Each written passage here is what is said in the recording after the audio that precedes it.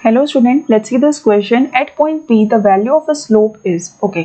इस पॉइंट पे हमें क्या बताना है? इस पॉइंट P पे हमें वैल्यू ऑफ स्लोप बताना है बेसिकली, ठीक है.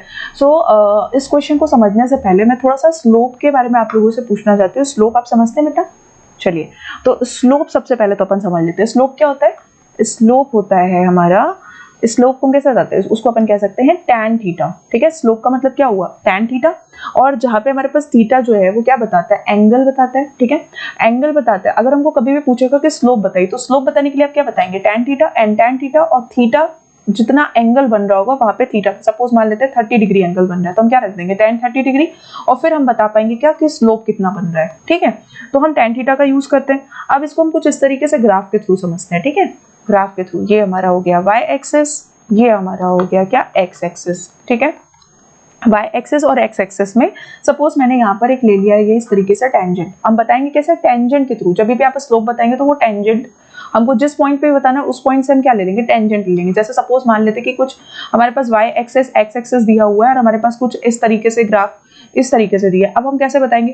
तो हम इसको क्या, इस पे हम टेंजेंट लेंगे. टेंजेंट लेके हम उसका tan थीटा जितना एंगल बन रहा है वो एंगल की वैल्यू पुट करेंगे और फिर हम बता पाएंगे कि कितना स्लोप बन रहा है, ठीक है.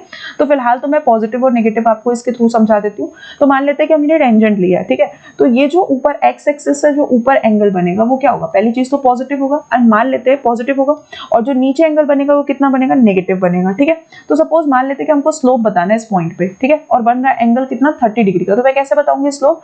तो स्लोप हम ऐसे बताएंगे कि slope is equal to tan theta and tan theta की value is 30 degree. So 30 degree हम यहाँ पे पुट करेंगे. tan 30 degree is equal to कितना होता है? मान लेते हैं सपोज हम स्लोप को मान लेते हैं m, ठीक है. तो tan 30 degree is equal to कितना? 1/√3. तो m की वैल्यू कितनी आ जाएगी? 1/√3 आ जाएगी, ठीक है. अब हम आ जाते हैं अपने क्वेश्चन पे. क्वेश्चन पे कह रहा है at point P the value of slope is. इस पॉइंट पे स्लोप की वैल्यू बतानी है, ठीक है. तो सबसे पहला काम तो हम क्या करेंगे? यहाँ पे लिखना चाहिए था टेंजेंट ऑफ स्लोप, ठीक है. क्वेश्चन पे ऐसा भी लिख सकता था, लेकिन अभी हमारे पास ये क्वेश्चन हमको समझ में आ गया. तो स्लोप से हम क्या करेंगे? सबसे पहले तो जिस पॉइंट पे बताना है उस पॉइंट से हम टेंजेंट लेंगे. इस पॉइंट से टेंजेंट कैसा बनेगा? कुछ इस तरीके से. ये हमारा कुछ इस तरीके से टेंजेंट जाएगा, ठीक है. अब हमें बताना है x एक्सिस से इसका एंगल. तो अगर आप देखें तो x एक्सिस के स्लोप कैसा जा रहा है? बिल्कुल x एक्सिस से स्लोप बिल्कुल जा रहा है आपका पैरेलल, ठीक है. पैरेलल लाइन पे. पैरेलल लाइन पे क्या हो जाएगा? 0 डिग्री, ठीक है. Means theta is equal to कितना हो जाएगा? 0 डिग्री. बता देते हैं हम यहाँ पे. सपोज मान लेते हैं m is equal to tan theta. तो m is equal to tan 0 degree. अब tan 0 डिग्री कितना हो जाएगा? तो m इज इक्वल टू 0. तो हमारा आंसर कितना आ जाएगा इस स्लोप के लिए इस पॉइंट पे? 0. तो option first will be the right answer of this question.